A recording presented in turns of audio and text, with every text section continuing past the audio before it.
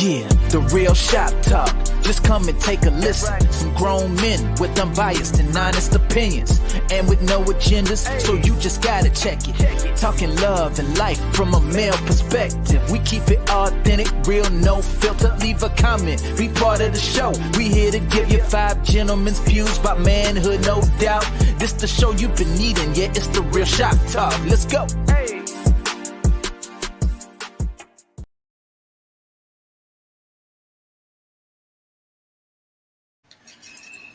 What's up, everyone? It's your boy, Tony Massey, and welcome to another episode of The Real Shop Talk. It's Monday night. It's 8 p.m., so you know what that means. That means that we are in the building and we are live. Tonight is going to be interesting. The extra lit. Yeah, it should be bananas. We are counting on you in the comments tonight. You are definitely the sixth man. We need you tonight because, well, first of all, 2 of us are married, so we shouldn't even be talking about this stuff. The rest of these guys are going to need your help. So if you're watching the show, that means that someone you know probably would like to watch the show as well. So make sure you share the broadcast with all of your friends before we get into it. So tonight we are going to talk about dating. Specifically, we're asking the question, are you ready to date? Now, of course, this means you're single. Hopefully, you ain't out there dating with a spouse. But we're talking about what readiness looks like. So before we do anything, of course, we need to go around the room and make sure that you are well acquainted or reacquainted with the 5 men of the Real Shop Talk. So I'm going to start right here with my man, Relationship Gumbo. This is right up your alley, baby. That's right. Hey, everybody, it's Derek Jones, Relationship Gumbo podcast host, certified life coach, certified relationship coach. And yeah, I'm excited about this. I thank everybody for coming back, and everybody that's new, welcome. We're gonna get it in tonight. We're not gonna, hold our tongues. We're gonna be honest as usual, and I'm excited for it. So I'm gonna just land there. I'm gonna send the mic over to my man, Mr. John Singletary.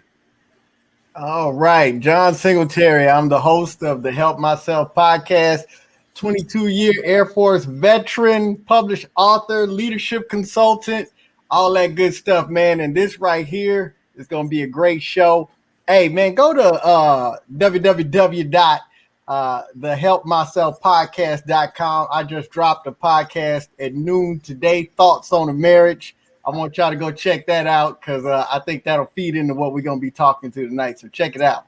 I'm going to pass it on down to the Gunner Man. Hey, what's up, guys? How's it going? I am Gunter Man from Soapbox Stand Up and Speak. I am the host of the Gunter Man Show every Thursday night at 7:30 on Instagram Live at Soapbox Stand Up and Speak. I am a relationship life coach. I am an MC from around New York City, doing events from New York City to California. This is what I do. I'm so looking forward to this one. This is what I sit and talk to my clients about all day long, as well as myself looking to do it for myself. So it's beautiful. Like, it's a beautiful thing to have these guys who are willing to bare their soul and to talk about their past, and to lend whatever discoveries. They're lending it to us so we can actually make some shifts, make some changes, or learn some new things. So I'm ready for the ride. Seatbelt on.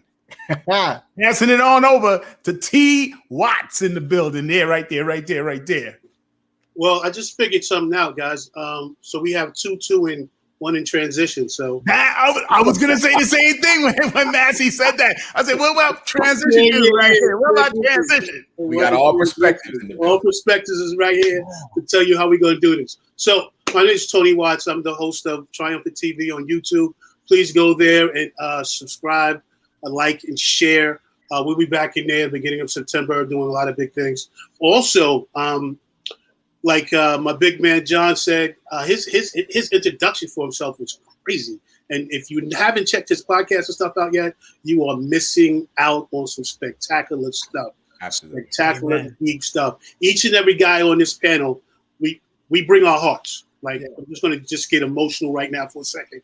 We do this from the heart. This is not a game for us. This is real. And we're going to give you everything we got tonight. You know what I mean? So I hope you, like Rick said, click, buckle up. It's Liddy. Do me a favor. Leave your feelings at the door. All right, Captain, let's go. Let's go. Let them know about the 6 man. Talk to them. Yeah, comments. We need those comments tonight. And here's the thing. I'm going to be we're not just going to be provocative tonight. We're going to be provoking. So let's start with what we know, and then let's move to what we believe and think.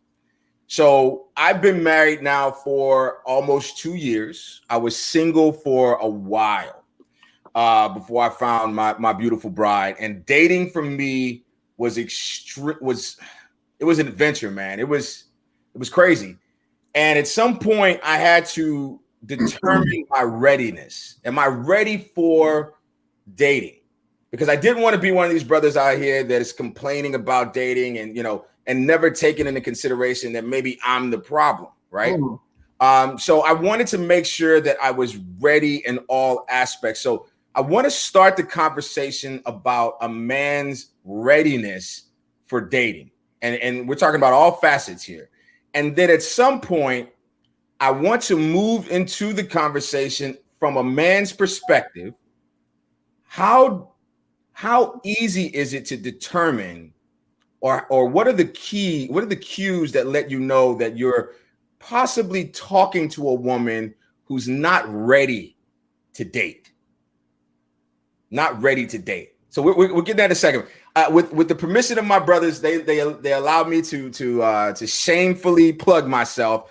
But I wrote this book called a unsolicited dating advice from an unqualified source. And the book was basically my advice about dating, right?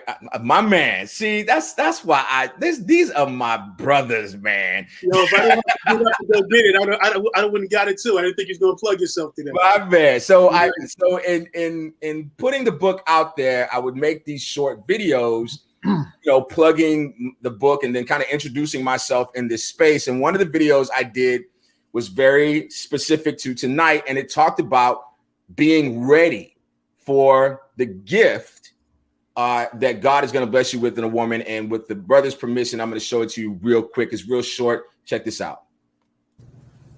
A man who finds a wife finds a good thing and obtains favor in the Lord.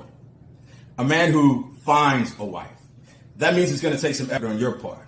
You see, the way blessings work is first you ask, then you believe, and then you receive. So after you ask, while you're believing and you're waiting to receive, you enter into a season of both expectation and preparation.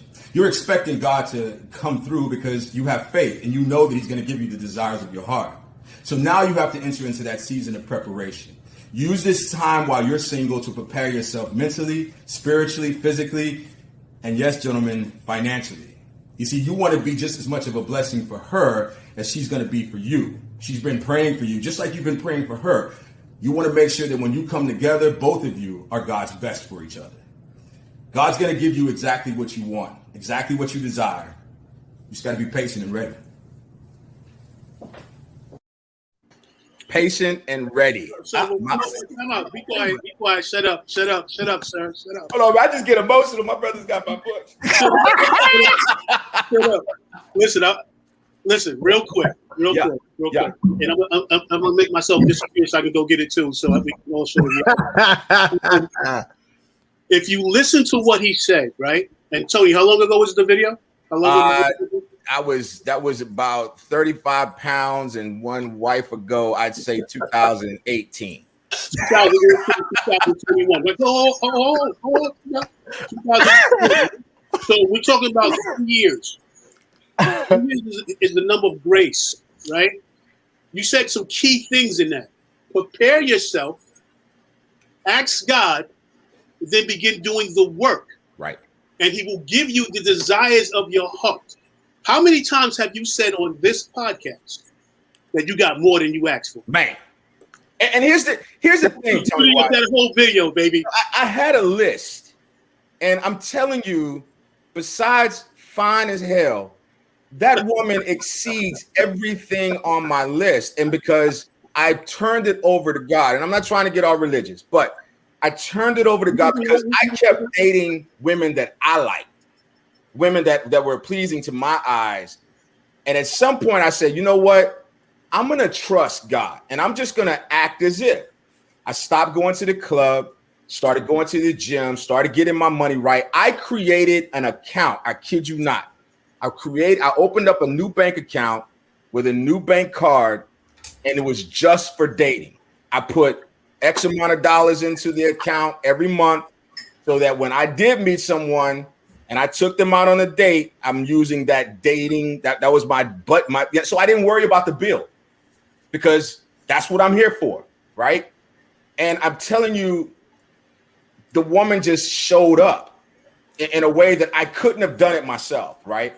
But I was prepared. When she came into my life, I didn't have to tie down any loose ends. Mm-hmm. I didn't have to, get things together, my finances together, and all this other stuff. I mean, she's definitely, improved my finances. She's a, finance major, but for the most part, I was ready. So much so that I was like, she was trying to, I'm thinking about moving to Dallas. Nah, if you're going to move to Texas, you need to move to Houston. I got a spare bedroom. You can stay here, right? I was ready for her. So in my readiness, when I recognized her as the one that I wanted, my pursuit was not so much convincing her to want me. My pursuit was showing her, displaying to her, illustrating to her, this is where you want to be. So that's when I think of readiness. To me, if you're ready, you ain't gotta sell yourself. They don't make commercials for Rolls Royces, right? It's because the person who goes to the Rolls Royce dealership wants a Rolls Royce. Where's my handkerchief so I can throw it at him, man? You gotta be ready for that. I think Tony Watts passed out. I just think this frustrates me. There's just so many men out here complain about the dating process, and I get it. It's hard. It's not easy. But you also, if you're complaining about a bill at Papados or something, like, come on, man, let that woman order what she wants. You're getting conversation. You're getting, you're getting an opportunity to get to know her. If you can't afford it, don't take her there. You're not ready. So let's talk about readiness. I don't want this to be about me. Let's talk about readiness. All right. I'll pass the mic. All right, I'll go. I was trying to mix it up a little bit. The married man, the single man. I'm gonna go ahead and let you go, let's John. Get ours out the way. We speaking from 2000 and something. something. Well, I'm one who understands preparation is the highest form of believing. Preparation is the highest form of believing, meaning that I take it from the perspective of finding joy, finding peace, finding that happiness in life prior to getting into relationships. My mindset is always, one of the things that tells me that I'm ready is that I'm already in a good place. Need to be financially, need to be in my heart and soul, how I feel about my life, what I do for a living. Go ahead, take it down, Tony Watts. That's for sure. What I do for a living. Even am I living my dreams right now? Part of finding that one is you daring to start the adventure of what your purpose is, what your calling is, or the deep desires of your hearts. You daring to step out and go live it, to make it real, because you have to believe in the midst of you living your truth in such a traumatic way, dramatic and traumatic, because sometimes it's not easy to go after your dreams. Sometimes it's you completely throwing yourself in an uncomfortable place. In order for you to grow, you got to take on things you don't know. You have to take on things you don't know. So it's in that pursuit of pursuing that purpose, that calling, that dream, that deep desire is where you have to believe that you're going to meet that person. The key thing is that get to the place where you have a genuine love for yourself, where you have a genuine care to speak your truth and to know that you can trust yourself first, that you mean what you say and you say what you mean, showing that real integrity. Then when you get into a relationship, you're not looking for them to be it for you. That whole mindset of you complete me, that concept of my life feels better, that it's my life is good now that you're in it. No. You might be better off getting to the place where you find your joy. So when you connect with that someone, you're now saying, I like the person that I am when I'm with you. I like the person that I've become or who I've shaped, like Tony Massey says, like exceedingly abundantly above all that he can ask or think is the person that he has found. It's no longer deciding to keep a little side something to keep you company. Ooh, let the side thing go. Is that easy? No. Because like if you grew up thinking that, any form of connection, any form of sex is what a real relationship is, you're gonna lean on that stuff. You're gonna lean on that stuff in a big way. But you have to understand a part of that is denying you your truth. It's denying you the thing that you deeply, deeply desire. So where do you get to the place in your life and your walk and your journey and your pursuit of your purpose to say no side until I can decide? No side until I can decide. And then no, you have to allow her to make the moves that she has to make. Just like when we talk about Bible, like Ruth, everyone talks about the Boaz, I got to get my Boaz type of mindset. But what did Ruth have to do? Ruth had to one, see a position that she wanted to, I like the way he looks. I'm going to position myself in where I can have access, where he can see me. Then the quality of work I'm putting out, you're going to take notice of me. And then on top of that, she came with an amazing reputation. Come on. Am I hitting them? Because these are the things that I work on. These are the things that I drive and I strive. Am I always getting it right? No. But as long as I know the truth, I will continue to pick myself back up and get back on the track. So how do I know if I'm ready? One, I let God be my sufficiency in all things. So the inner peace, the inner joy comes from him, not from a person. I'm not looking for her to be my joy, not looking for her to be my happiness.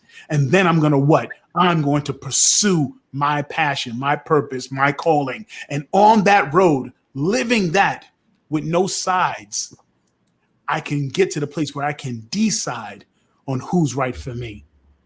Woo! My God, boy. Yeah, man. Right, so what we're going to do now is we're glad you guys showed up. We're going to replay Rick's answer for the rest of the week. So you guys just like and share from there. Thank you for coming. Well, one thing that Rick left out in his amazing definition of Ruth did, right? She listened to instructions from a sage, from somebody who had already done it. So somebody who lived it, went through some suffering and some departing. And when it came time to figure this out, and if you really read the story, Ruth didn't really go after Boaz that way. Naomi sent her after Ruth. Boaz saw Ruth. Saw Ruth in all her glory, how she went and she didn't take too much when she gleaned from the thing. And that's why he said to his people, yo, who's that? Okay, you can glean a little closer now. I'm gonna give you a job. Come glean a little closer, right? And then when she went and told, after a little while, she went and told Naomi, Hey, this is what's going on. What? He did what? Here's what I need you to do. She didn't reject her. She was like, you sure? This is what you need to do. And she wouldn't follow those instructions. How many people out there that's ready in the dating scene is really to take real instruction and not hold on to all the ugliness of their past and move forward, regardless of what somebody that you trust tells you. Are you ready for that? Ooh. Now, T. Watch, you maybe just remember one other thing about Ruth. For those who have been married already, Ruth is a divorcee. Ruth is a widow, right? She's someone who was married at one time. So there's a chance for you. Here's an opportunity. There's for an us, opportunity. people like us who's been through a marriage. All right, John, I'm passing it up to you, bro. Yeah, y'all getting into that Ruth and Boaz. Y'all don't want none of that smoke because Bishop Massey broke that thing all the way down. I'm not going to even try to get into his lane the way he broke. Y'all don't even want the smoke. I promise you, you don't want the smoke. But we talking about readiness. Let me take it to another spot. And Tony Massey is familiar with this. You know, as Men of War, there's a readiness checklist before you can deploy. Come on now. And man, obviously you got to be qualified to do your weapons, you know, all this big stuff. But it's stuff on your readiness checklist like dental. So you can't have cavities if you're going to deploy. And you're like, what in the world do cavities got to do with deploying? But see, when you get over there and you're in a deployed location to do what you need to do, you don't need to have nothing that would distract you from where you are going and what you're there to accomplish.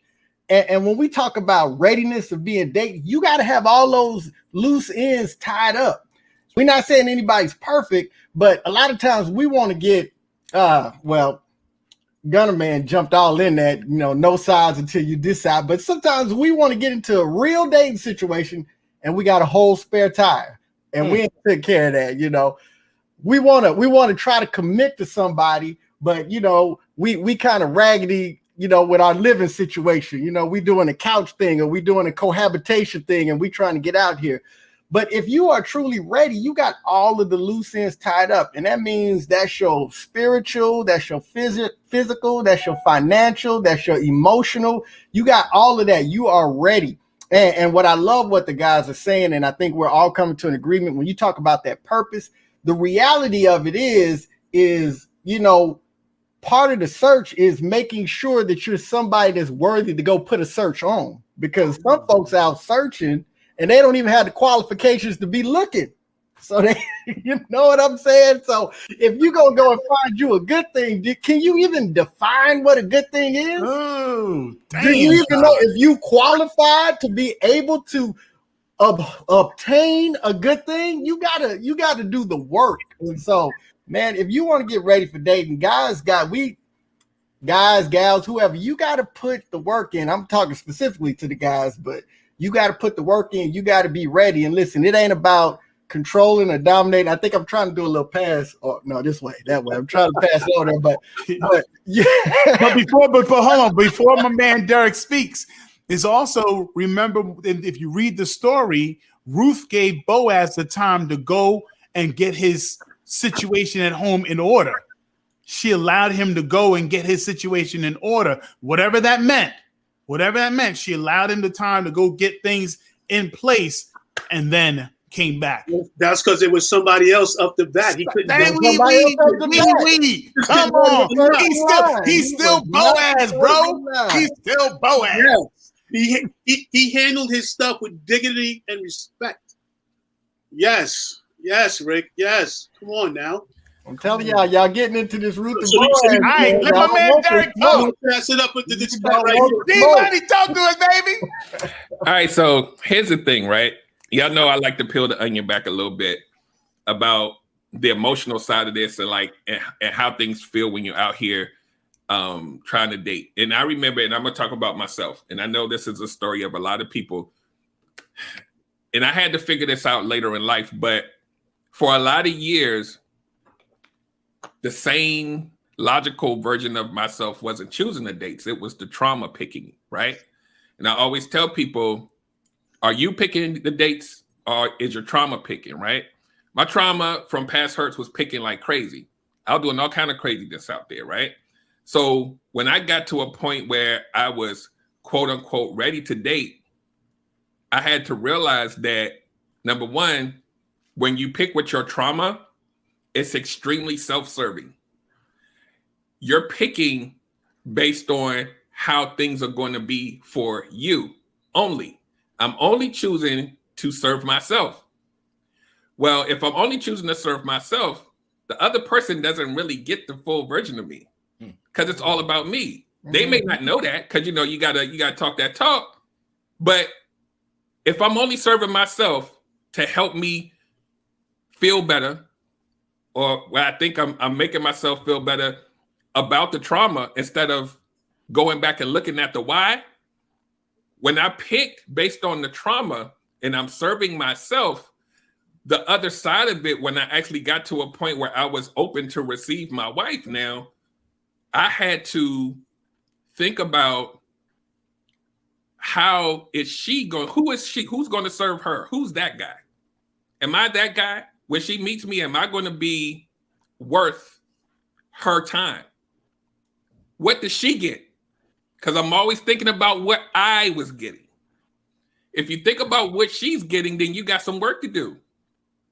And I literally had to stop and detox myself from this trauma picking type of behavior, sit back and really breathe and really realize, like, who am I? If somebody was to meet me one day and eventually want to marry me, what are they getting? Mm-hmm.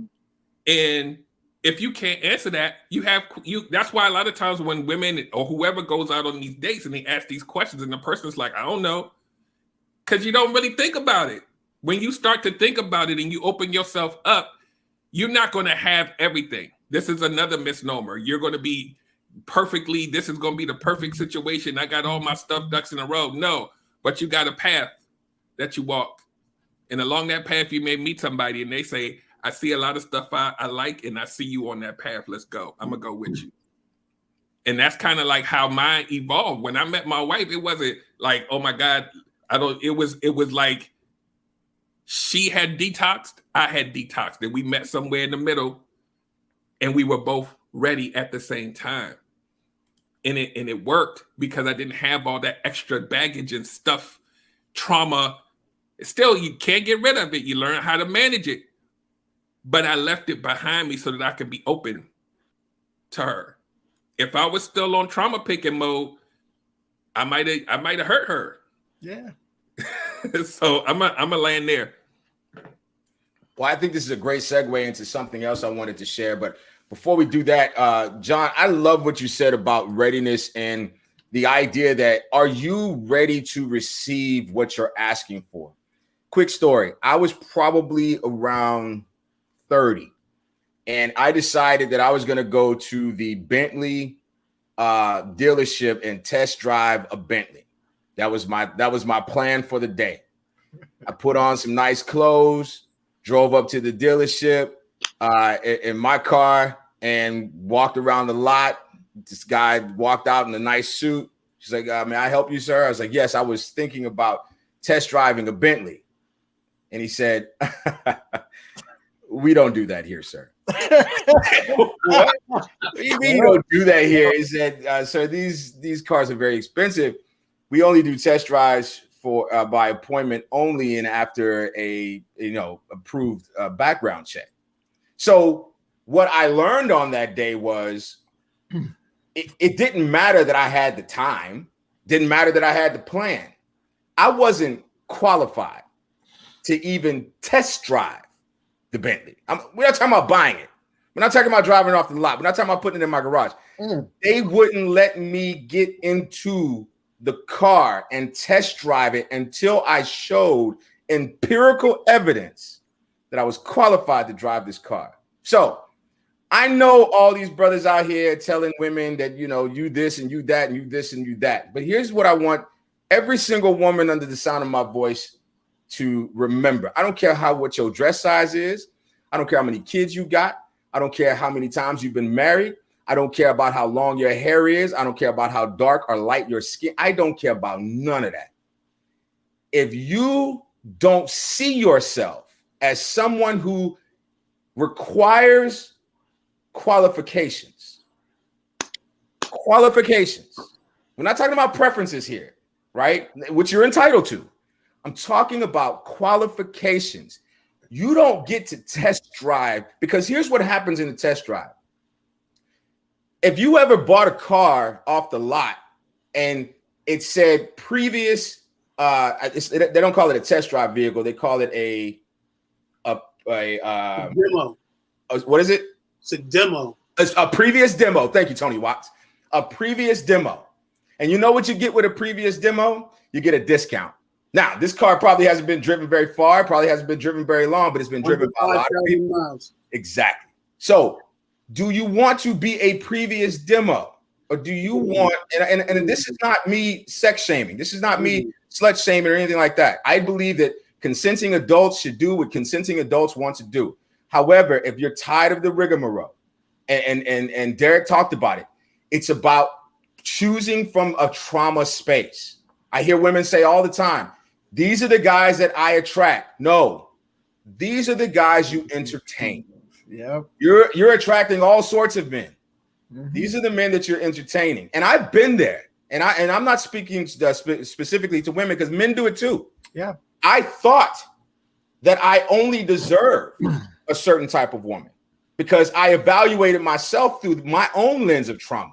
You know, having dealt with childhood trauma, having dealt with PTSD, you know, having dealt with being previously divorced and all this other stuff. I just started piling on all of these things, disqualifying me from the woman that I really deserved.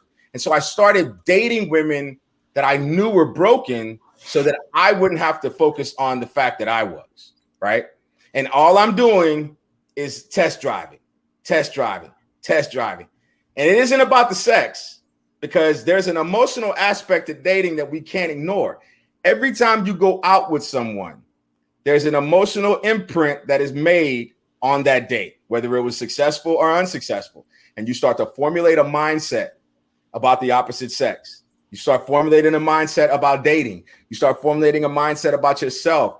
You start formulating a mindset about the whole experience. And then you start saying these damaging, disqualifying statements like, there are no good men out there. Dating sucks. Ain't nobody in Houston. I mean, I hear people say you can't date nobody and you got to move somewhere else. You can't date nobody in Houston. In Houston? You can't date nobody in Atlanta, really? And Chicago. I mean, these people are talking like they're from Topeka, Kansas. You're in a major metropolitan. There's plenty of men and women out there. But because you're picking from that trauma space that Derek talked about, and because you're continuing that cycle and never seeing yourself as someone who you have to meet certain qualifications for me to say yes. And I don't owe you anything. I don't owe you a conversation. I don't owe you a text. I don't owe you nothing. And I damn sure don't owe you a date or sex. You know, and that's just the mindset you have to develop. When that man laughed at me, we don't do that here, sir. I was embarrassed, but at the same time, there was a standard. This man reminded me, this is not a Toyota dealership, man. You can't walk in here to test drive one of our $200,000-$300,000 cars. Are you crazy? No, we doing background checks, credit checks, you know, the whole nine. Because I don't have time to waste, right? I'm selling Bentleys here. We don't do volume here. I sell one car, my kids eat for the rest of the month. So that's the mindset you have to have. I'm a Bentley, right? And you have to qualify to test drive this, because I'm only allowing well-qualified buyers to test drive this, right? But I want to get into this video. Before you go to the video, because I just got to come behind you, and I'm sorry. You are more, and his analogy is so spot on, because I ran car dealerships for years, and we rag some cars out, and we sell them to people. We like, he's got a whore of a car. That means it's been test drive so many times. So Tony is so on point. But what I want you guys to understand is you are priceless. So your value should be so much more than a Bentley. Who you let test drive you, who you let spend time in you. Let's put it this way. You bring life into the world. And when you intermingle with so many different people, that life it all, man, listen, I'm not going to get into that part right now. You just, like Tony said, go priceless. Yeah. Put your stock up, and people will change their mind how they deal with you. Yeah. And stop letting people convince you of things that are not true. I don't give a damn what these people say. I don't care how many kids you have. I don't care how much your dress size is. I don't care about none of that. Because a grown man is going to see those children as an opportunity to impart wisdom onto the next generation. A grown man will see you through the lens of love. And if you need to change something about you, he's going to empower you, not force you, empower you to create that change. Matter of fact, he's going to do it with you and create couple goals. A grown man will not love you through your trauma. A grown man will love you while you deal with your trauma. A grown man will take a step back and say, you know what? You need to deal with this, and I'll stay here in the peripheral. I'll stay here on the outskirts while you deal with these things, but you're not going to push me away. A grown man understands that the friend zone is an opportunity. The friend zone is an opportunity for me to get to know you without having to deal with all of the stuff that comes with dating. You know what? Let me show the video. This is my bag, man. Let's go. A 3-minute video, and it is a really cute video, and it illustrates from a woman's perspective. Right. Dating, and this goes right into what Derek talked about, being ready, and also what John talked about. Not just readying yourself financially and physically, but mentally. Have something to say across the table. Check this out. Never been here. Thanks so much for agreeing to meet me now. My schedule's so crazy. Good morning, beautiful. Good afternoon. I was just saying I had never been to this restaurant, and it seems really nice. What you doing?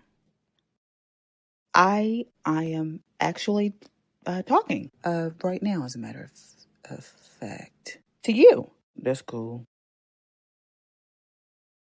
Yeah, that is cool. So, what do you like to do? Man, so much, too much to name.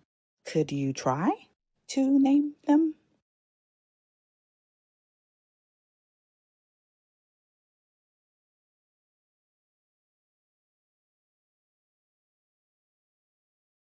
You'll find all that out as we get to know each other. You know what I'm saying? Oh, okay. Well, what are you looking for out of dating? Are you wanting to be married with children? What do you want?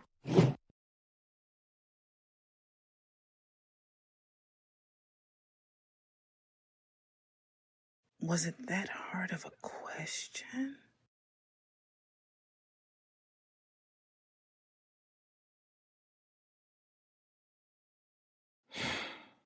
Well, I guess that is the end of that. Yeah, my bad. Wow, I had some things come up. So, what you doing? Are you serious? What you mean? You're serious. What's the problem? The problem is you disappeared. And I'm sorry, that's not the way I communicate. Look, I don't know what type of dudes you used to, but I got a lot going on. I'm a photographer. I promote parties. I'm running for city council. I got a plumbing business. I throw boxes at FedEx.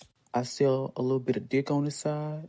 I got ambition. And if you can't handle that, you know what I'm saying, let me know. No, I appreciate a man with goals. Don't get me wrong. But I also appreciate a man who puts in the effort to get to know me. Oh, so this ain't effort? That's what you saying? I ain't putting in the work? I don't mean no harm, but I don't even think you the female for me. Man, you wear suits to dates. Man, I already knew you was one of them females. Want a nigga to bend over backwards? I'm only one man, sweetheart. I can't do it all. I ain't even worried about nothing. I got a beard. It just grew stronger fooling with you. And I know you see these eyes, you know what I'm saying? I think we just need to go our own separate ways, you know what I'm saying? You go be perfect and not need a man for nothing. Bye. Hey, what you doing? I missed you. Send me a pic.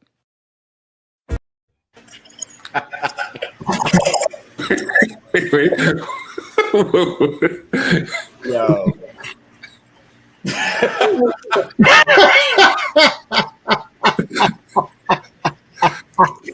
Yo, dude says I this at FedEx, yo. Yeah, I got a beard. It just grew stronger. That's like all. No. Send me a pic. Yeah, the pic when I listen to the videos of the manosphere, that's what these guys sound like. They got 50 million things going on, but ain't done nothing. And then they start dropping the word female. You this type of female. You can't appreciate it. You're gonna be alone forever. Doesn't have a conversation. Doesn't have a collection of words to put together. So let's help before we move on to the ladies, because I'm ready to transition. What can men do? Let's go around the room. What can men do to prepare themselves for dating? Single men. They can go get this book right here. Listen, man, let me tell you something. All my edges were snatched. All of them. I used to have luxurious locks before this show started. With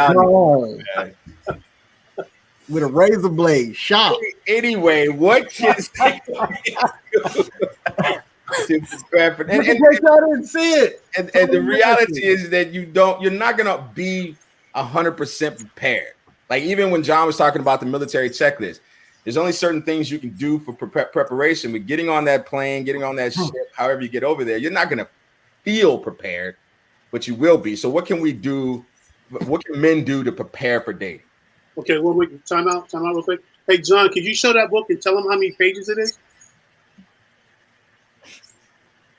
Why are you flossing, man? It's like 70 pages, right, though? Yeah, about 65 pages. Yeah. All right, so he's giving you everything you need to do in 65 pages. Man, listen, he didn't need no more pages. What he did in this book, man, listen, man. Hey. I just wanted to put that out there. It's under 70 pages.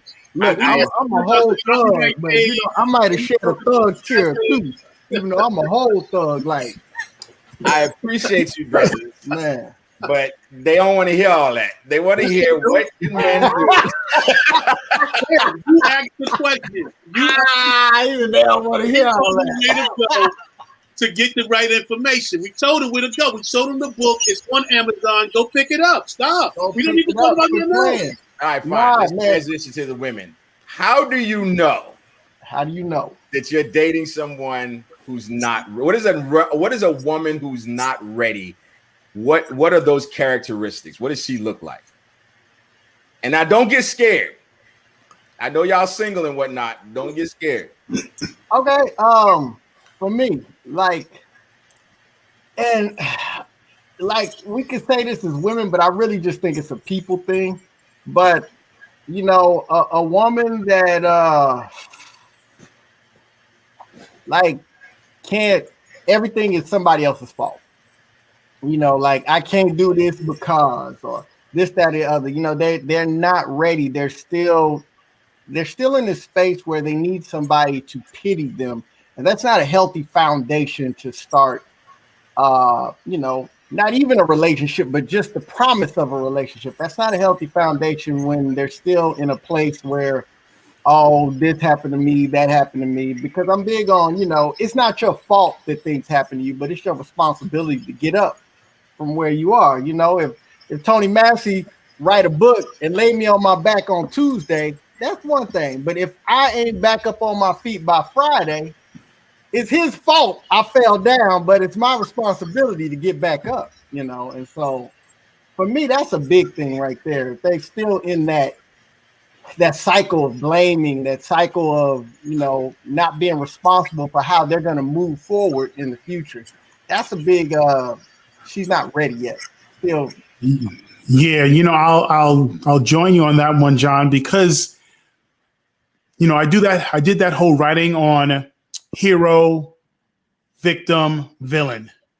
You know, whenever you're sharing your story with your boys or your ladies, you're almost always coming from the side of the victim. Oh, this is what that person did to me.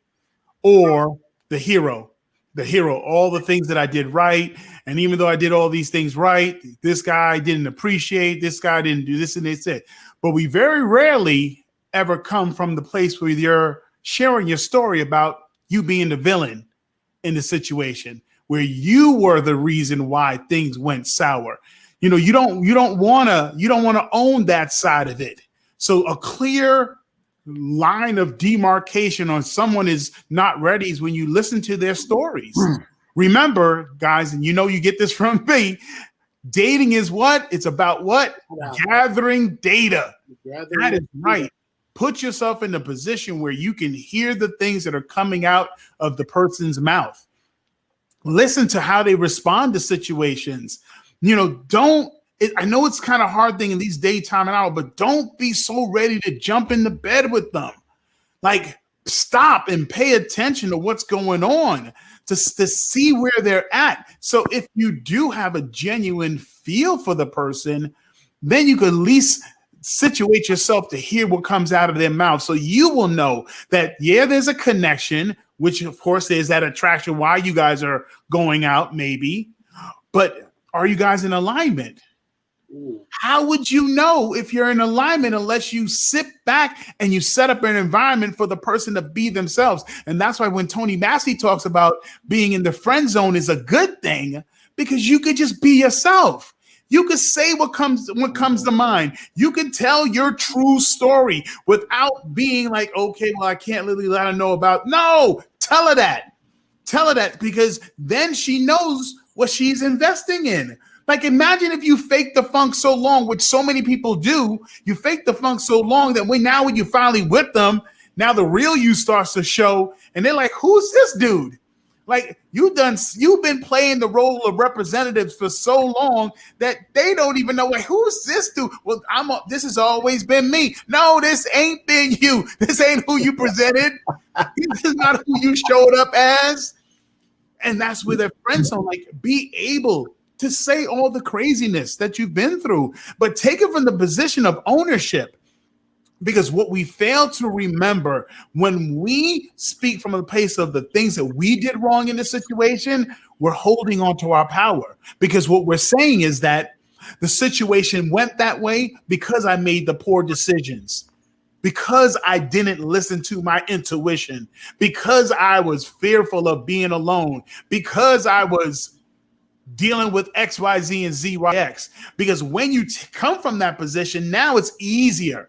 It's easier for you to kind of speak the things that are on your mind. It's easier for you to say, well, hey, this is where I'm at. This is what I've been through. This is what I've done.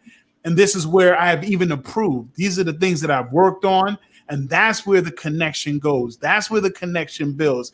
You have to set up an environment for them to be able to speak freely in your presence, so you can find out if you guys are in alignment. Listen, Tashira said something very important in the comments, and Tony, you can bring it up again. Are you a victim or you keep volunteering? What is it? Ooh. Wow. Can we talk about that for a minute?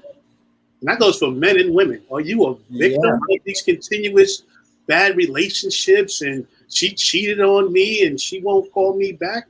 Are you the victim or you just keep volunteering for the same job? What are you doing? That's powerful. That hit me right in the heart. Like, whoa. Where the names keep changing, but it's the same person you're dating. The X factor. The X factor. Right. All my failed relationships, I'm the X factor. Yeah. Yeah. How do we take responsibility for that? How do you really take responsibility? How do you take responsibility to go, hey, this is me. So let me get real for a second. All right. Everybody that watches this knows I'm going through a transition as far as marriage is concerned. What I've done over the years is I took stock and accountability to everything that was my fault. And what I came to the conclusion was, it's all my fault. Even the things that she did wrong, because my inaction caused a ripple for her reaction. People lose this. Silence is an answer. Mm-hmm. Silence is an answer. And if you continue to do that, and people do certain things, and you mad in yourself, wow, they always doing this and they always doing that, you can't blame them. You gotta blame yourself because you've been silent the whole time about it. So you have to look into yourself. You have to you have to take a deep dive. It's gonna take some tears. It's gonna take some really balled up stuff and really give it out. And you gotta have friends like I have now and had before. I have a solid crew, and I thank God for that. especially through this transition, there's been a lot of guys who supported me, right? So I could go to Rick and sit on Rick's couch and just give it to him. You know what I mean? I can go to my best friend and he can call me out on my stuff. Like, Tone, no, she did this, blah, blah, blah. Nah, Tone, you remember you did that.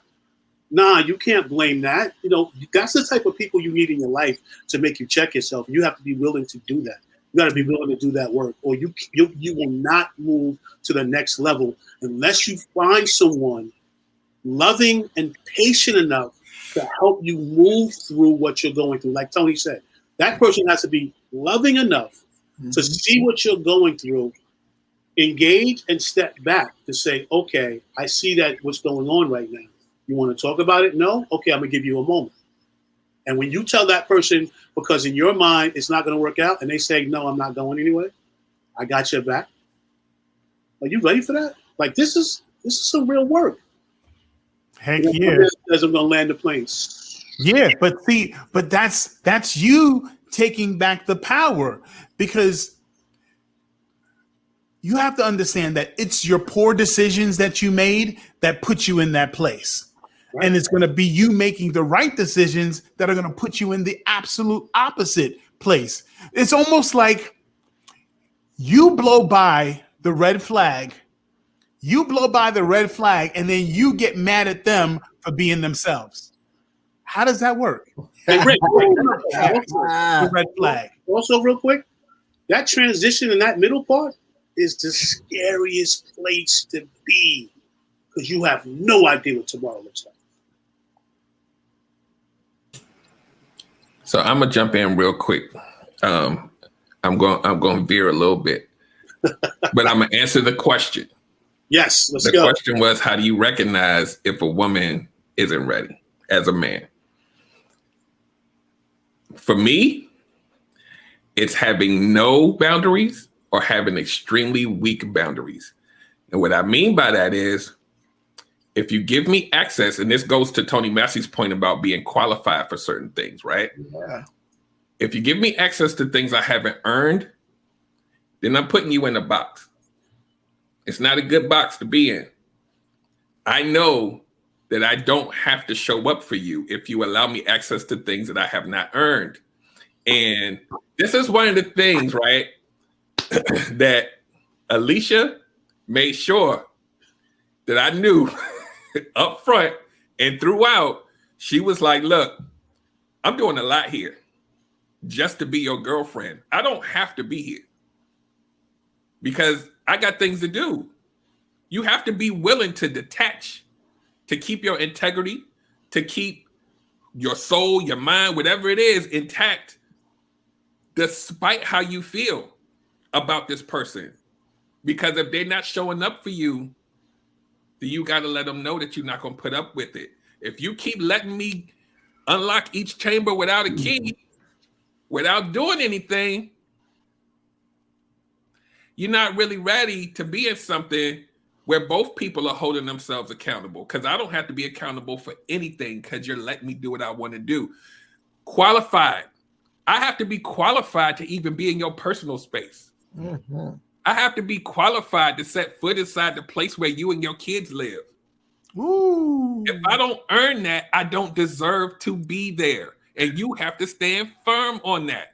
If you keep letting me have access, you open yourself up to predatory behavior every time. And you trying to figure out why. I was doing all of the stuff I'm supposed to do. No, you didn't trust your own boundaries. This is last point. A lot of people who are afraid to date, I can also show you someone who doesn't trust their own boundaries. Ooh. You got to stand by and stick by your guns. And a lot of this stuff, you'll be able to discard these people real fast.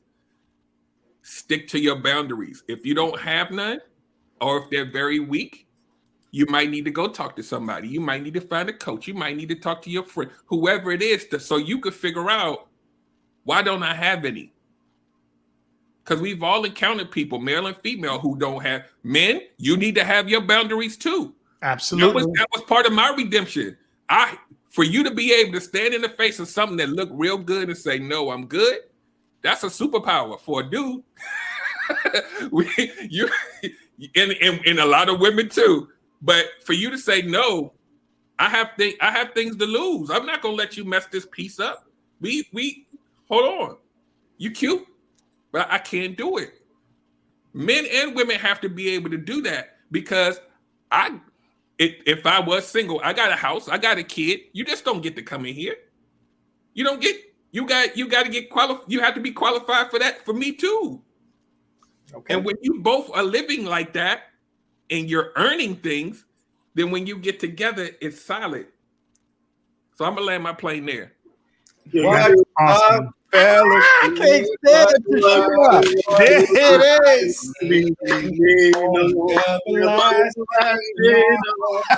Ladies and gentlemen, we're going to pass this portion of the session. The doors of the church are now open. Yes, you have Deacon Jones. Yes, here. Since we're laughing about the church thing, how many of us who are so-called born-again believers, those who follow after some higher power, how many of us get into a situation and ask God first if you should move forward before you connect with someone in such a way, in such a giving of your heart and giving of your soul? How many of us have checked first with God and say, hey, God, what do you think about her? What do you think about him? Should I keep pursuing it? What should I do? How many people do that? Most of the time we do this. I pick mine. God, can you bless this? Bless it. Can you protect this? Yep. Can you make this wonderful? Wait. He's like, wait. Who's the God here? Who's the God here? So you work for me or do I work for you? Who's the doulos? Right. Who's the bond slave with the earring in the air? Yeah. You, by your own free will, have made me Lord of your life. Yes. And how are you just doing what you want with your life? How does that work? Am I wrong, Tony Massey? No, how do you by your own? No one can do it for you. Your free will made him your Lord and Savior. So how are you just doing what you want to do and then say, hey, God, I want you to bless this as I move forward? No, you got to run stuff by him. Your business, your thoughts, your relationships, your habits, your actions, your conversations. Get in the habit of talking to him first and then keep pursuing. Get the okay first.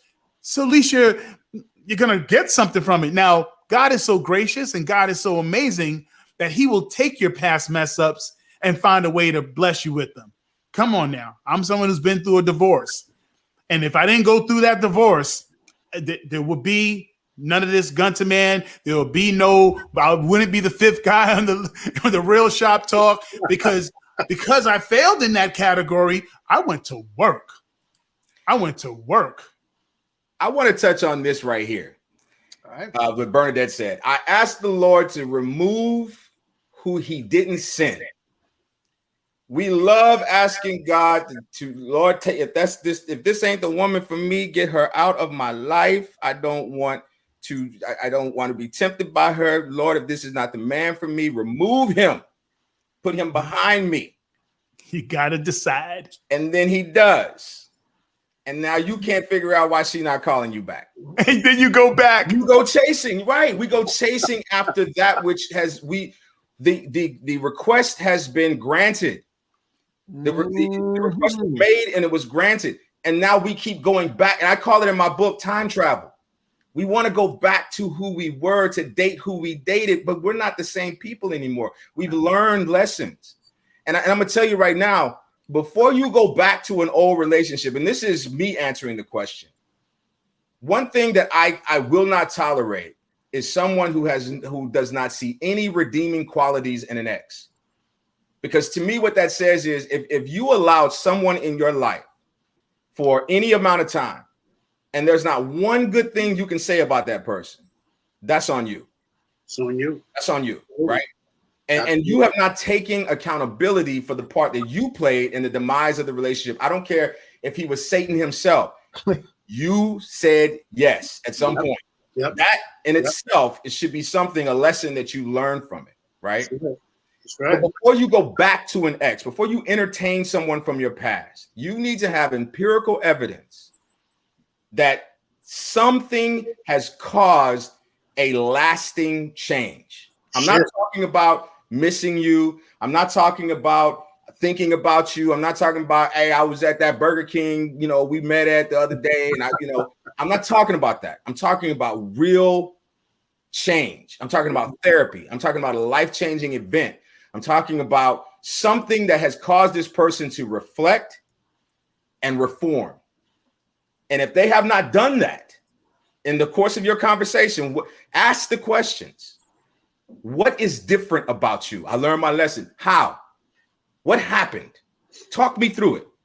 What was the life-changing event that caused you to reflect and reform? Otherwise, all you're doing is walking back into the familiar spaces. Because here's the thing that we miss about the past. We don't miss the person. We miss the familiar spaces. When we reminisce about people from our past, we don't reminisce about the person. We reminisce about the things we did with the person, the activities, the places we went. That's the part that we miss. And then you find yourself back into that situation. And you're like, oh my God, how did I get back here? Because people don't change unless they want to. Simple as that. The other thing is your attitude towards me as a man needs to be cautious, but not caustic. Let me explain. I don't have a problem with you being cautious. I don't have a problem with you like Derek said, taking baby steps, making me earn everything that I get. I hear these stories. I got a friend. I love hard. Then stop. Okay, because all you're doing is putting yourself in harm's way. You're opening doors for people who have not requested even entrance yet. You are granting them access to spaces that they have not earned, just like Derek said, right? So be cautious, but not caustic.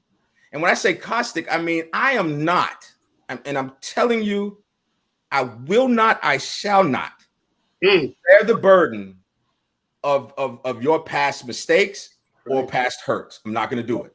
Now, what I will do is I will patiently love you as you deal with that trauma. As you go through that process, I will be there for you, but I am not going to be the dartboard for all the things that happen to you. Even if I do something that is familiar, be cautious, but not caustic, because I'm not him. And I'm going to do the same for you. The hard part is, and Derek, I think you, because I've listened to you talk about this before, you could probably discuss this better than I can. We walk into new relationships with old trauma, right? Mm-hmm. And we start to, we formulate this defense plan that's based on old data. And I love that Gunner Man talks about dating as data. I'll give you a real quick example, then I'll pass the mic to you, Derek. So right before I went to Iraq in 2002, I went through this combat medicine course. And part of the course we had to go through this 8 weeks of training. Part of the course was a physical aspect where we had to go through World War II style physical, obstacles, concertina wire, and all this other stuff, right? And we're training on terrain that matches wars we fought in the past. Well, guess what? When we got to Iraq is a city. Mm-hmm. It's an urban terrain. Mm-hmm. We didn't practice on urban terrains. We practiced in jungles. We practiced in these areas where it's open and like I said, concertina wire, like World War II. And at some point, the military realized we're not preparing these people for the war that they're going to fight. We're preparing them for wars that we've already fought. And in dating, I think we do this a lot. I'll never let that happen to me again, not taking into consideration that somebody's got a whole new that you didn't even consider, right? So instead of just trying to protect yourself from getting cheated on or protect yourself from getting, taken advantage of, start changing the narrative about yourself and understand that If my story doesn't make sense, if what I love about the truth is the truth doesn't need anything. The truth can sit on a plate by itself. It don't need no accoutrements. It doesn't need to be paired with anything. It's fine all by itself. And it's consistent. Because it happened, it will always happen the way it happened. And that's what I mean by cautious. But you can't give someone the benefit of doubt who has not earned it. And I think a lot of times we do this. Why? Because Gunner Man said it. We've asked God for this person. God has made it clear, I ain't send you him. But yet I'm going to force this person to fit. This square person is going to fit into this round hole. He's not anything that I want. He's not anything that I desire. He's not anything that I need. But damn it, he's here. No. That whole Betty Wright, half a man is better than no, it's not. It's yeah. Not. Derek. You know, like we forget, because I have to clump myself in it too. We forget that when we allow situations to be, when we allow things that we know that's not right for us to continue to occur in our presence, it is us being a villain to ourselves. Yes. We don't remember. Like you often think, oh, what went wrong in this? Well, you can't think of anything that I didn't actually do something wrong. Yeah, you did. You allowed. So if you can't pick out things that you have done wrong, evidently you have allowed certain things to take place that wasn't right for you, that you knew you weren't comfortable with, that you knew wasn't best for you, that you knew didn't align with your faith. That didn't align with your faith, and yet you still was there. And then you say that it was his fault. He messed up. I never did. No, you messed up too, but you did it to you. You punched your own self in the face by allowing that situation. Yeah. Go ahead, Derek. Oh, yeah. So just to kind of to give a little bit of more context to what Tony Massey was saying about how we carry the stuff from the past forward, and a lot of times, and I'm actually doing a trauma show this Wednesday about some of this stuff. But it's like when you experience the trauma, wherever it comes from, it could come from a previous relationship or whatever. We get stuck there, and a lot of people don't realize that about trauma. You think you moved on, but you really didn't. And the way that this looks is, and I did this myself. I was in a relationship where I felt like I was hurt. So when I started going back out on the dating scene without even adjusting or fixing or feeling, healing or whatever, I chose someone based on the fact that they weren't that person. Not somebody that met my qualifications. I just didn't want to get hurt like that. So as long as they wasn't that, that's all you needed to be. So it's almost kind of like analogy wise, if you dating somebody that punches you in the arm, in this arm, you're going to go out there looking for somebody that don't like hitting this arm. You're going to find somebody that might hit you somewhere else instead of what I said earlier, you're detoxing. So you can find somebody who don't punch. I need y'all to catch that. Look for somebody who don't punch. Just because they hurting you differently don't mean it's good. I've done this so many times where your only qualifier was just be the opposite of this person. That's it. All the other stuff I can deal with. Just don't hurt me like this. That's when your trauma picks for you. And we do this all the time. And the more you do it, and I talked about this a little bit, even on the show that I did about the haunted houses, those ghosts, they following you. Everywhere you go, they don't go anywhere. You didn't purge them. You didn't. I'm triggered.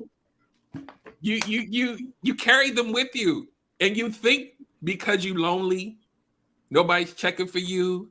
When you go out there and you start dating in a certain way to try to find something without knowing what you want, all of that other stuff is right there chilling. And that other person, here's the last point I want to make, and I've said this many times in the past, that dysfunctional version of you, the person that you meet is falling in love with that. Yes. So when you do decide to heal, they don't recognize you. So I'm going to land there. Woo! Woo! All right, so I'm gonna go back to the question of when you pray for God to remove something from you, right? And Tony said it best. We chase things, right? But the person disappearing is not only the what you see. Sometimes the person takes on a whole bunch of bad behavior, but because you have such a physical attraction and touch with that person, you don't let them go. Even if you're praying, God, take it away from me. You want it to disappear. God is telling you to make the choice to let it go. Yes. I'm making this person do all the things you do not like, you do not want, so let go. But you won't want to because there's this addiction you have to the situation. You know, on the other side, what Rick said that was so important. When we choose first without consulting, we make that our God. Now, anywhere in the Bible, anywhere because I'm talking from a Christian standpoint at this point. When you make something your God, God will either do two things. He will remove it from you and put you in a situation that you don't like because it's going to hurt terribly. I'm talking from experience. It's going to take it away from you ugly, right? Or he's going to turn you over to a reprobate mind where you're never able to escape that God you chose. So be careful. Those who believe in their faith, do not put anything above God. Nothing. So let me throw another question out there as we come to a close. And this is not a question to you, but it's a question that I'd like for you to contemplate and answer. Are my expectations unreasonable? Woo. I'm dating. I'm entertaining certain people. I'm looking for certain people. I got my list. Are my expectations unreasonable? And I asked that question, and I want to give a little background, and then I'll throw the question out there. Because right now, the narrative from the so-called manosphere is that you want too much, right? Your expectations are unreasonable. You want the world, and you're just not going to get that. So for both men and women, is unreasonable expectations in dating a thing? I guess I'll start this one off. Nah. If you're single, evidently your preferences aren't good for you. Hey. Your list you make up is a list of stuff that you are truly not familiar with. Hey. So rip your list up, start with God if that's your belief, or find someone you could talk to about your past, a relationship life coach, a therapist, where they can give you some form of a reboot. And reboot simply just means what? New perspectives. Derek Jones, am I right? Like just new perspectives, new things to hold fast to, new things to consider, to look over. Because how in the world are you making up a list when you already proven that you're not good at something? Wow, what list are you pulling from? Am I too real? Sorry. Did you do me a favor? No, but all joking aside, same thing for me. I'm speaking about myself. I'm laughing, but I'm thinking about it. You passed that collection plate. Say it again for the people in the back, Rick, because I don't think they heard you. I don't think they heard you. No, come on, guys. Find a way to get new information. Find a way to get new information. And now I can laugh about it. I can smile about it. But in truth, I'm really just speaking about myself. Yeah. And that's the truth of it. Like how can I make up a list when I've fallen short over and over again? But what I do know is this. With all the new information that I've gathered from people and situations and discoveries by even going back to school, you better believe when the new person comes into play, I'm not going to treat them like my old self. I am not going to respond like my old self. Because though I was comfortable with those responses, I have proven to myself that's not going to get me what I need.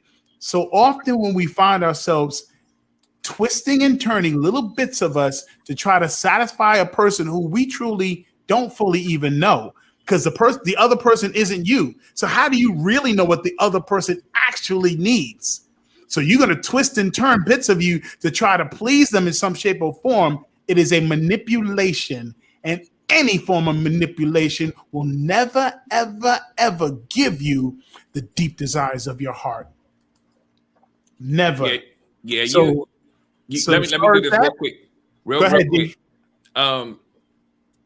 To the point that I just made earlier, when we talk about is the list too much or too little, it's like what I was saying earlier. What version of you is creating the list? Number one, to Rick's point, what he just made. Also, has to be realistic. But here's another thing that a lot of people don't think about. Some people don't even have enough stuff on their list. It may be like one or two things. Like, y'all know, it's some people out here, all you gotta do is have a pulse, a car, and a job, and it's over. Like, it's done. And they good. And you boyfriend now, right? Yeah. Some people don't have enough stuff on their list, and that points to some other issues that need to be worked out. And so you have to look at it from both sides. It's not necessarily the amount, but it's the quality of what's on that list and what version of you is creating that list, because that's going to tell you exactly what you're going to attract. So I'm gonna lay there. Woo, John, you want to jump in? Yeah, man, let me jump in. So we want to get into these deep, abiding relationships and get to know somebody on a very intimate level. And then we only know ourselves in a very shallow surface way. And, you can't go out there and know what you need if you don't know who you are. You can't receive the love that you deserve if you don't know how to love yourself, if you don't know how to, do all of these things. So when we talk about a list, or we talk about, are you really ready? Are you drawing? Health is magnetic.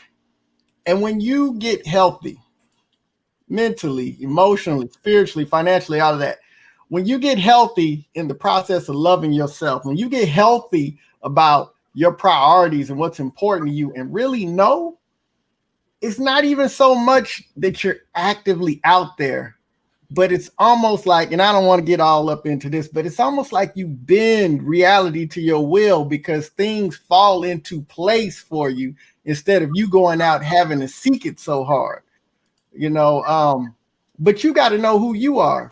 You got to know what you bring to the table.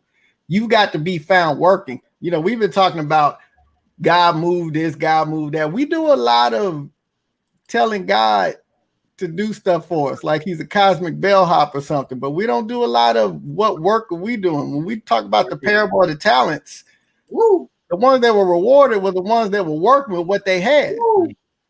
That last servant took what he had and buried it and didn't do nothing with it. So you got to be found working, and that work's got to be on self. That work has got to be on learning how to love, learning how to forgive, learning how to heal. And when you're found working and the master comes back and asks you what you did with what you were given, and you say, hey, I went and I did this, that, and the third with it, he'll give you double for your trouble, but you got to do the work. Love it. Excellent, bro. Excellent. So for me, expectations starts with you not knowing yourself first, like everybody else has always said. And then you get into this manosphere, this women's sphere of all boxes are the same. All men are in this box. All women are in this box. So I'm gonna give you two tests that everybody knows about. There's a personality test, right? And in the personality test, there's 16 different personalities. Within those 16 different personalities, there are 2 to 3 different forms of that personality in there. So whoever's doing the math, so that's 16 times 3, right? So then you have the 5 love languages, right? Now, my love language could be touch, but right under it could be acts of service, right? Rick's love language could be touch as well, but right under it, it could be gift giving. So our love languages and how we approach things are going to be completely different. So if you approach anybody and everybody with your past hurts and problems, you're not going to figure out who you're dealing with, because we're all different. We are all completely different. So when you move into the expectation of this person is male, he has this, he has that, so this is what I expect of him, you got to you're throwing it all out the box. You're just destroying it. You got to get to know the person, but you must know yourself first. You must do that self-work. That self-work is so important, because if you don't do that, you're going to continue in that cycle of blaming other people for your problems, of saying people aren't crap, and I can't do, everybody's wrong, because you got to work on yourself first. And get rid of the expectations. And like Tony said before, he had a list. God superseded his list. He said he had to break the list up because God superseded. So I'm gonna land there. Look, let me throw this in there real quick, because Lolita in the comments kind of memory jogged me. She says social media dictates your list, right? But here's the thing: is it your list, or is that a list based on your friends, your family, social media? It's not even yours. And catch this: if it's not yours, how do you get happiness from somebody else's list? We co-opting other people's lists because we don't even know ourselves to be able to create one for us. And if you can't create your own list for yourself, why the hell are you out here dating? Because that person ain't gonna know what to do with you, because you don't. Hey, Derek, tell them about the picking your love languages based on your trauma. Talk about that. Can we do another show on that? Okay, done. Go down the list. Let's go down the list real quick. Just name all 5 of them real quick. Hold on. Y'all, somebody talk real quick. I'm gonna pull them up. Well, I know the 5 love languages. Why are you doing that? Acts of service, quality time, gift giving, touch, and words of affirmation. Words of affirmation. There you go. Those are the 5. So words of affirmation. While you pull that up, Derek, I want to talk about the list real quick. In my book, I talk about there's 3 rules to the list. First, you have 2 lists. You have your standards and your preferences. Mm-hmm. Your standards are those things that are the minimum requirements to even talk to you. Right. Must have XYZ, right? Your preferences are, if they have all of the standards, then this is what I prefer. So for instance, if I want a car, the car has to have wheels. It has to. That's a standard. I'd like it with white exterior and black interior. That's a preference. If I can't have the preference, I'm good as long as it meets the standard. The problem is we start to, degrade our standards so that our preferences are met. You know what I mean? And I joke about the 6-foot thing and everything like that. To me, if height is a requirement, then it's a requirement. I don't really have a problem with that, if I'm honest.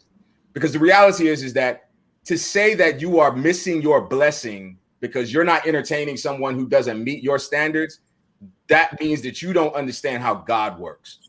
Mm. How is the God of the universe going to deny you the desires of your heart, right? But sometimes we put more into someone who meets our preferences. He's tall. He's got all the 6s, 6 figures, 6, whatever. But yet, I don't like the way he talks to me. I don't like the way he talks to his mother. He never sees his kids. He's not very loving. He never calls me, but he's tall and he's got 6 figures and all the other 6s, right? So your standards are your preferences, and your list should be surveyed over and over again. My wife says something that just was, she does this at times. She'll walk into the living room, drop something on the floor, this mental, rock, and then walk out, And she said the problem with most men and women when dating is that everything that you want in a person shows up in a package that doesn't meet your desires. And that's so true. That's so true. And the longer you're with someone, the more you start to pick out things that you don't like, right? The other thing is, and this is to piggyback on Derek before I pass him the mic, stop sharing your list for validation. Stop going to people and saying, this is what I'm looking for. Because as that person surveys your list, what they're looking at, you're looking at your list through their lens of desire, right? Their standards, their preferences. And so when they hand you your list back with their critiques, with their red, pen all over it, they're creating a person that's perfect for them, not you. Mm-hmm. And I think it's so important that you don't, not only do you not allow people to critique your list, like someone already said, you don't allow other people's preferences to make it to your list. Because here's the thing, I don't care how tall he is, as long as he treats me right, as long as he talks to me, as long as he does this, as long as he does. But I'm so afraid that my girlfriends are going to say something because I got on my push away my blessing. Right. Or for men, the same thing. I don't care that she's not a size 4. That's not even my thing. But I don't want to get clowned by my boys if I bring, you know what I'm saying? And this comes down to the maturity of knowing thyself. To me, the most important question that should be asked when dating, with anything, in my opinion, and I got a whole chapter of it in the book. What do you want? That is a powerful question, man. Because what it does is it forces you to survey your mind and your spirit and start answering the question, what is going to make me happy? What is going to bring happiness into my life? Let me say that. Because I don't believe that anyone can make you happy. I believe that people can facilitate opportunities for you to find happiness within yourself. But I don't think that someone can make you happy. Absolutely you right. You have to walk into your relationships complete, looking for complement. There's a difference. My wife does not complete me, but she does complement me. I'm a force all by my damn self. But when she shows up next to me, woo, oh my God. Go ahead, D. So I did this show last week about 5 toxic love languages. So the importance of this in this context is we know love languages is how you want to be loved. Or how you want to receive it from someone else. So the 5 toxic, and I found this on the internet. Okay, so I can't take the credit for it, but these are the things that you will notice in yourself and or your partner that will be 100% toxic to your relationship. So I'm gonna read them off real quick. We talk about quality time, but when the quality time is only one-sided, it's toxic. That means when you're only doing what they want to do and never what you want to do. A lot of us have found ourselves in these situations, and you know what that feels like when you're only doing stuff to spend quality time just to shut them up. And you at home feeling like you haven't, like you don't get anything out of the deal. How many years you gonna deal with that? We're talking about in the dating phase, the early relationship phase, you already doing it. You got to start noticing these things. Number 2, instead of acts of service, it's called acts of self-abandonment. And that's when you do something for them, but it comes from a place of feeling drained and resentful. So think about that. You're only doing this stuff, and I said this on my show, to shut them up. There's no benefit to the relationship if you keep living your life trying to shut someone up. So when you're out here trying to date and you're kind of vetting this person out, a lot of this stuff shows up early. I need for y'all to understand that. A lot of this stuff shows up early, and Absolutely. you think you getting this stuff, but you don't know where it's coming from because you're not paying attention. It feels good to get a gift, doesn't it? Speaking of gifts only for trade. You're only giving gifts because you think you're going to get something back. That's the only reason you're doing it. Ooh. You're only giving them a gift because you want to get it back. So that happens in a lot of relationships real early. And we like, okay, so they expected me to give them this. Okay, let me go ahead and get this certain dollar amount because they spent this certain. That's not how we build. I need y'all to hear that. Next one is touch. If your touch is only for the bedroom and that's it, it's a problem. If y'all are really trying to build something, that means no hand holding, no hugs, no kisses, only the bedroom. We only touch there. Some people, I'm not your judge. Maybe some people that's your thing, but come on, guys. There's emotion. If you really care about that person and love that person, and y'all are growing, you might want to hug every now and then. You might want to, I know Acknowledgement gonna watch this and call me a simp, right? But you want you want human beings need that. Babies need that. So stop kidding yourself. The last one is, instead of words of affirmation, it's words of self-depreciation. That means when you use words to knock yourself down just to gain their favor. So you're making yourself, to Rick's point, the victim, just so that other person can make you feel better. That's not words of affirmation. Y'all need to come on, man. I hate that. So I'm landing my plane. Don't land it yet. Hold on. I hate that last one, man. Woo. That is everything. I can't stand. Like, you tell me something like, I'm so fat. Yeah, you are. I'm not going to validate you with this ridiculous. No, you're not. And if you want a compliment from me, then just ask me, how do I look? But don't denigrate yourself so that I can build that. That is exhausting. Exhausting. And it's unfair. Oh my goodness. I was in a whole relationship with someone who just constantly tore themselves down, fishing for compliments. Exactly, Erica.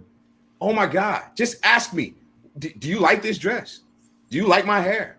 And I will definitely, but I'm not going to sit here and constantly build you up. It's like, you ever see those where somebody's building the cards, the little tower with the cards, or the Jenga, and then someone comes along and it all falls apart. That look of just because you put so much effort into this, and people are in whole relationships like that, where they build their partner up only for their partner to be the one to just tear that tower down and then expect you to build it back up. Yep. All right, let's go. Pick up the first piece. Let's start building again. I'm out. I'm done. I'm out. Tap. I won't go into it deeply, but the words that follow your I ams will track you down, latch onto you, and become your truth. The words that follow your I am this, I am that, I'll leave it there because I don't want to stretch this too long. I love that. Yeah. I even had a pastor say to me, the reason that God calls himself the great I am is because anything you put after I am, that too. God, yep. Go ahead, Tony. I'm sorry. So I'm glad Rick brought that up. I think that people should be able to explain honestly who they are. So if I walk up to you and go, John, who are you? John's introduction of himself tells everybody John knows exactly who he is. If you don't know how to do that, if somebody says, could you tell me who you are and what you like and what you want to do, and you're fumbling for the words and you're making things up, go back to the lab and figure that out. Before you go into the world, figure out who you are. Be able to articulate that plainly.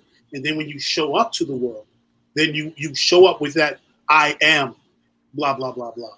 I am blah, blah, blah, blah. And the person across from you will be so excited, be like, whoa, really?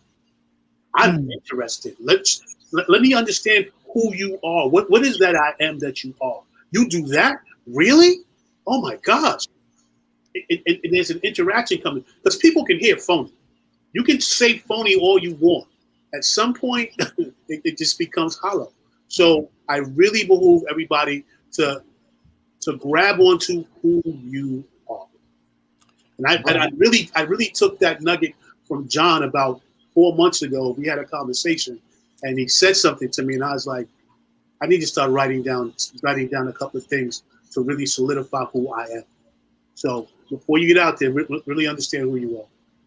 Amen.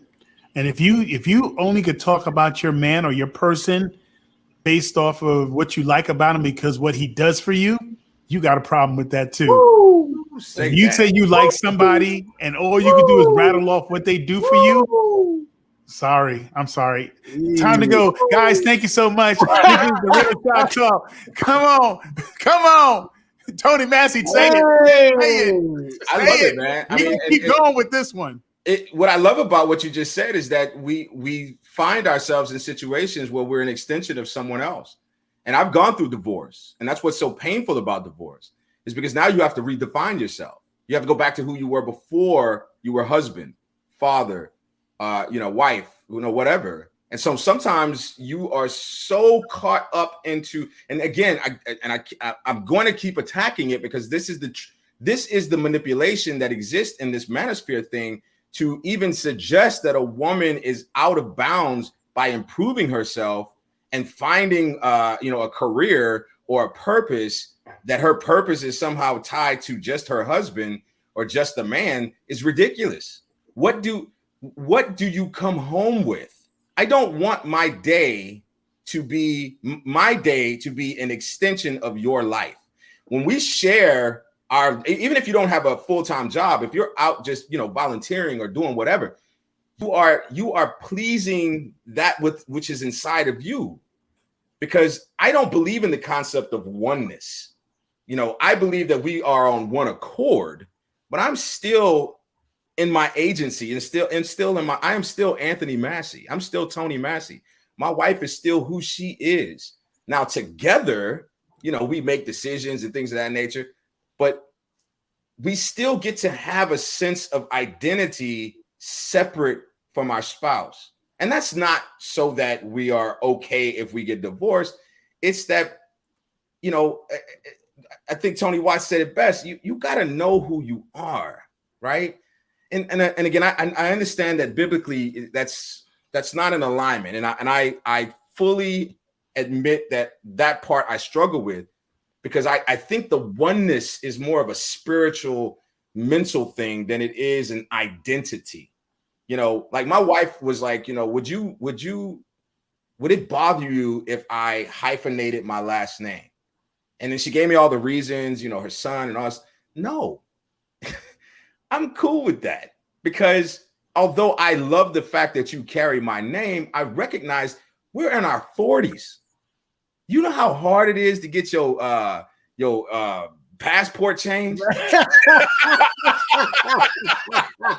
know how hard it is to get new ID? Come on. No. To get new paperwork. Right. I'm good. Man. And again, it goes down to maturity. And the last thing I'll say, and I think we should close it out, unless somebody else has something. Stop talking about what you won't do. Here's the thing that I love, this saying that I love.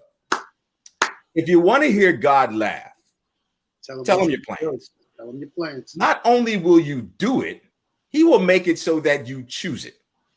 We got to stop this whole thing about, these questions that I love the dating groups, and I probably shouldn't be a part of them anymore, but I love being in them, because I just love the questions that garner the most responses. Right. Who eats first?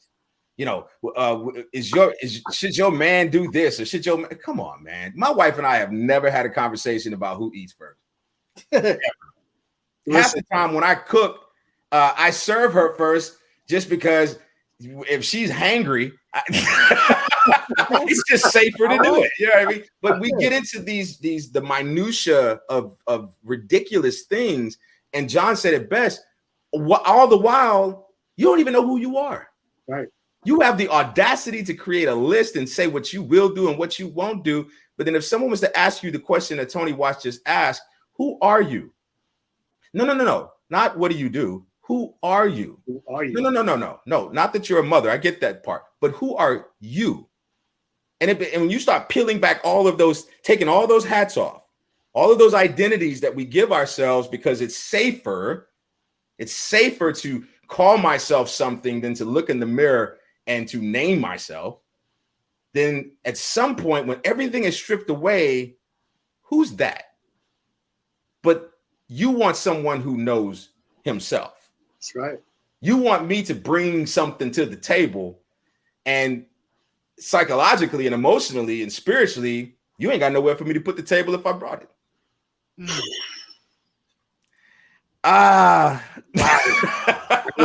we all leaned in with that one. Like, yeah. So let's go around the table. Let's do final thoughts. It's an hour and 45 minutes. Final thoughts, and where can everyone find you? Shout out to I couldn't even keep up with y'all, man. Y'all were going crazy in here. Yeah, women were on fire today. Thank you so much for all of the comments. You guys are killing it.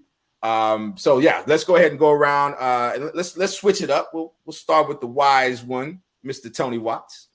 I'm just here for the party. It's excellent. I love you guys. You guys did I got notes for days now to help me facilitate my transition. So I would just leave you with make sure you go pick up Tony's book. Y'all need to stop, man. No, right there. Pick it up. I am dead serious. Go pick up Tony's book. It has a lot of real rich nuggets. Pick them both up, actually. Pick both of the books up. Because, truth be told, I was pulled into a book club for his book. Just for his book. I was pulled into a book club for his book. We won't go into any details. And I was like, what? I should read what? Because it's you. I'm going to read it. But I was pulled into that ain't what you said. Since we friends now, I'm gonna put it out. That ain't what you said. Like, you were like, now you know how I feel about that.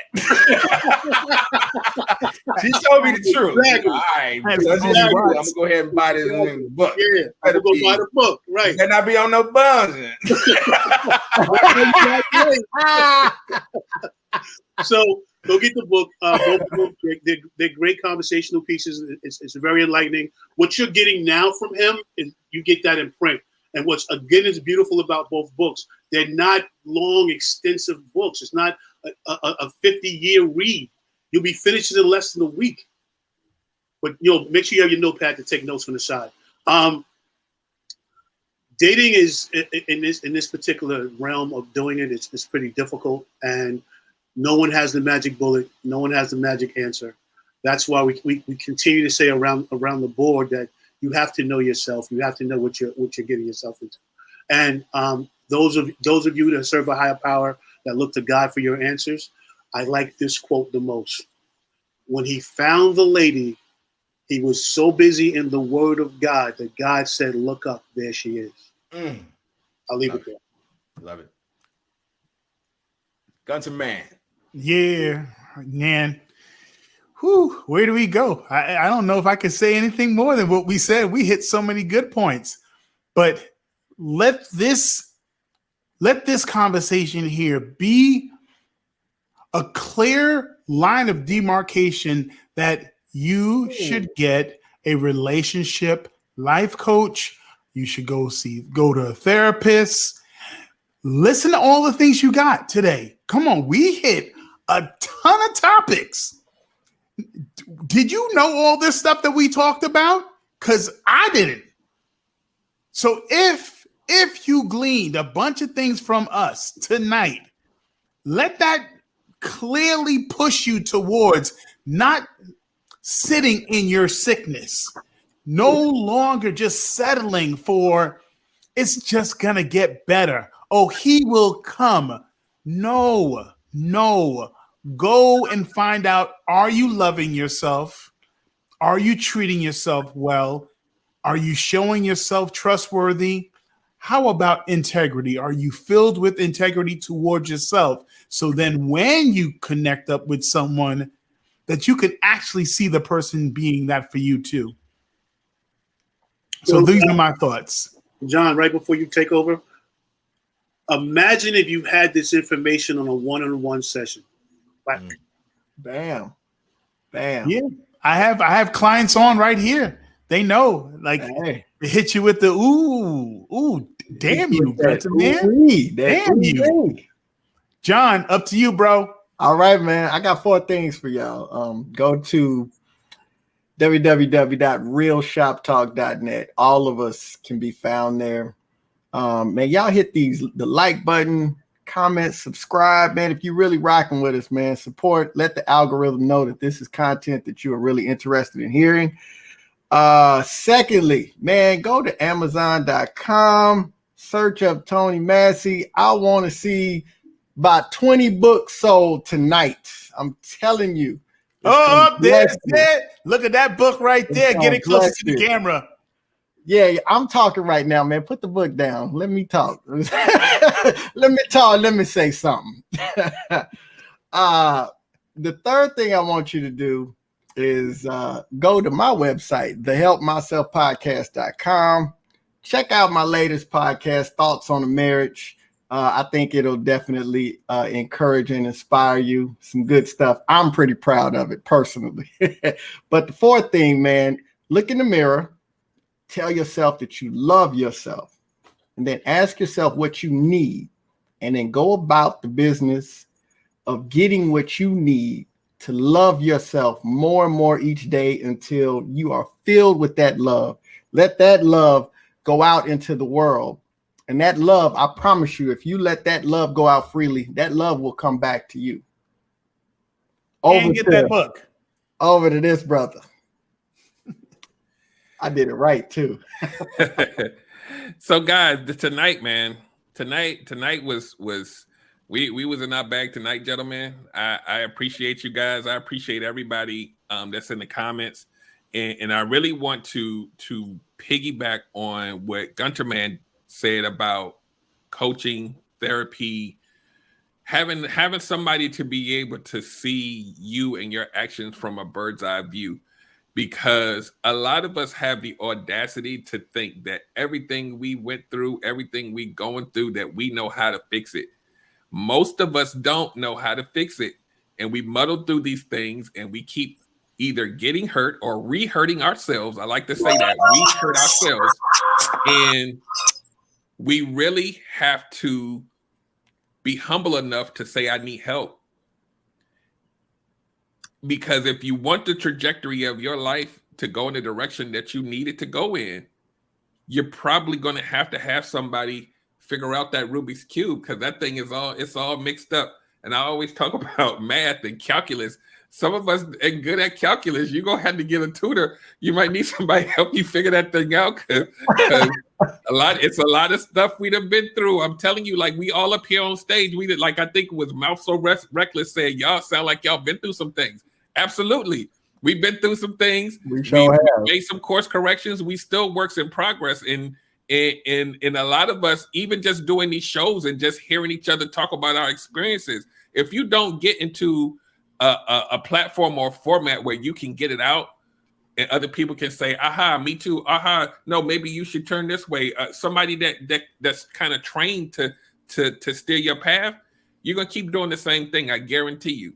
So I'm gonna land there. I'm also, if you go to realshoptalk.net, all of our Instagram links are there. If you go to my link and click on the link in the bio, I have I'm gonna put the flyer in there, like literally when we get off of here. But I'm doing the show this Wednesday at 8 p.m. On my platform, Relationship Gumbo Podcast. About the title is "How Do You Deal with Breakup Trauma?" And I have a trauma recovery specialist coming on the show that's trained to talk about it. So if y'all have been broken up, in the midst of breaking up, and y'all want to know how to do it, how to come out of it, and what steps to take, I have a professional coming on. So please come to see that. So that's all I got. I'm landing. Oh, sorry, guys. I was picking up my copy of The Journey from Fear to Abundant Faith by John Singletary. My bad. It's at thebookpatch.com. If you go to helpmyselfpodcast.com, it's on there.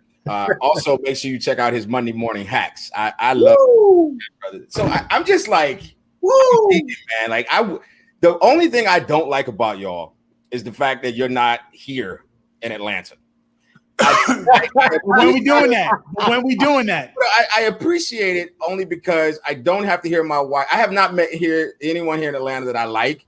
So I don't ever have to worry about you always with your friends. You always with I don't have, the only issue is the text messages. They go out. Who is that texting you? Hey, ain't nobody returning. Right. Who's going at it, man?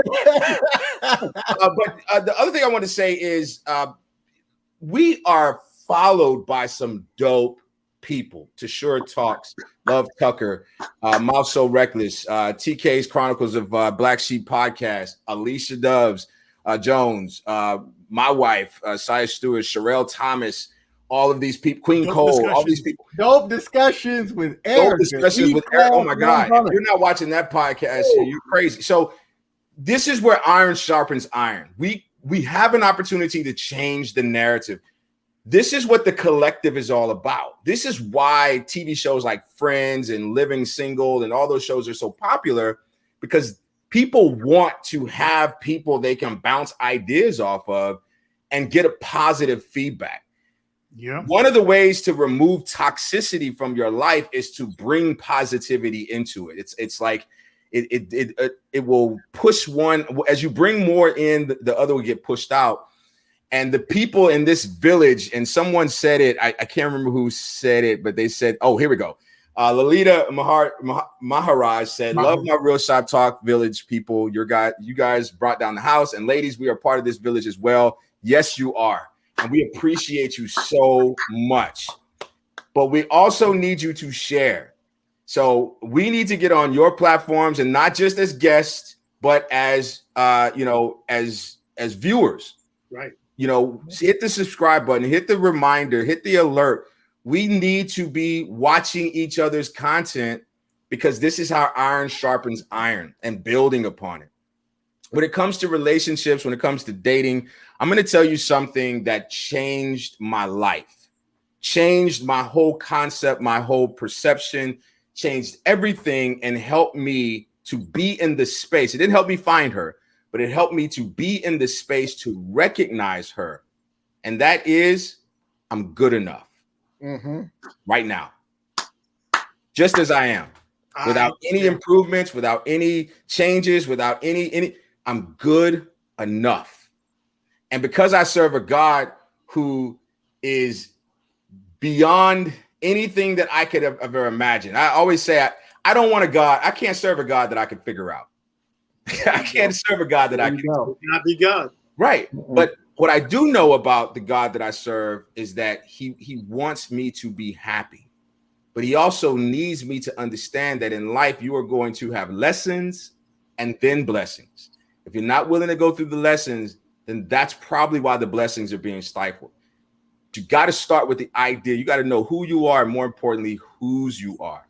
You are enough. Do not believe anyone who tells you that you are less than because of your skin, because of your weight, because of your height, because of how many kids you have, because of your education or lack thereof, because of your monetary compensation. None of that has anything to do with the greatness that lives inside of you. And it's up to you to decide today, I'm good enough. So being good enough is the diving board for greatness, right? And I think every single man on this panel would agree with me that if you follow us, you're going to get something positive out of it. So we thank you for rocking with us. We thank you for coming on to the show tonight. We thank you so much. We will be back next Monday, as we are every Monday, 8 p.m. Eastern, right here. We want you to start pumping up the YouTube page. We got to freak that algorithm. We got to get more people out there hearing this stuff. So if you're not subscribed to the channel, go ahead and subscribe to the channel. Make sure you follow all of us on our social media. You can find it on realshoptalk.net. And I think that's it, gentlemen. We out. Yeah, the Real Shop Talk. Just come and take a listen. Some grown men with unbiased and honest opinions, and with no agendas, so you just gotta check it. Talking love and life from a male perspective. We keep it authentic, real, no filter. Leave a comment, be part of the show. We here to give you 5 gentlemen's views about manhood, no doubt. This the show you've been needing, yeah, it's the Real Shop Talk. Let's go.